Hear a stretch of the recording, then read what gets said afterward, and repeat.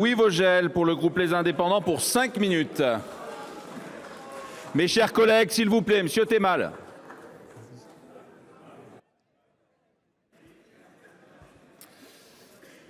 Monsieur le Président, Monsieur le Ministre, Madame la Ministre, Madame et Monsieur les rapporteurs, Monsieur le Président de la Commission des lois, mes chers collègues, au même titre que le reste du continent, notre pays fait face aujourd'hui à un afflux migratoire majeur.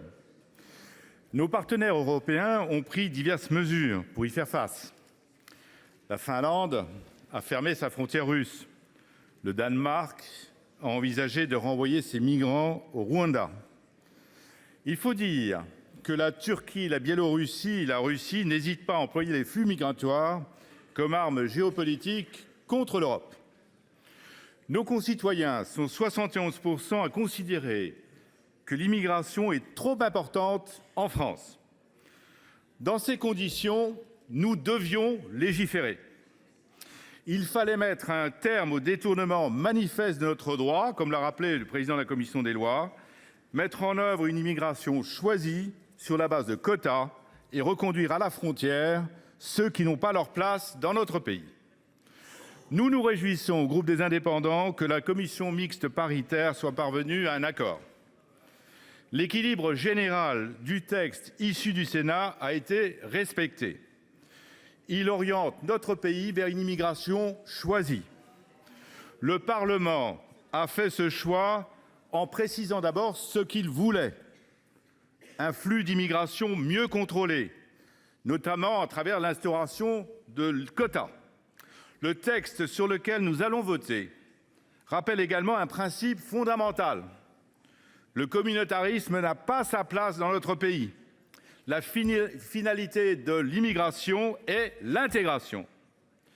Comme cela a été rappelé par Madame la rapporteure, les deux clés d'une intégration réussie sont la maîtrise de la langue française et le travail. La régularisation des étrangers qui sont employés dans les métiers en tension traduit notre attachement à la valeur travail. Il est important de sortir ces personnes de toute vulnérabilité tout en évitant tout appel d'air. Cette mesure ne doit pas nous empêcher de réfléchir aux causes profondes de la pénurie de main-d'œuvre dans certains secteurs, qui est évidente, et d'y apporter des solutions. Le texte de la CMP dit également ce que nous ne voulons pas. Les étrangers ne respectant pas nos lois, nos droits, nos devoirs essentiels et nos valeurs ne doivent pas pouvoir rester dans notre pays.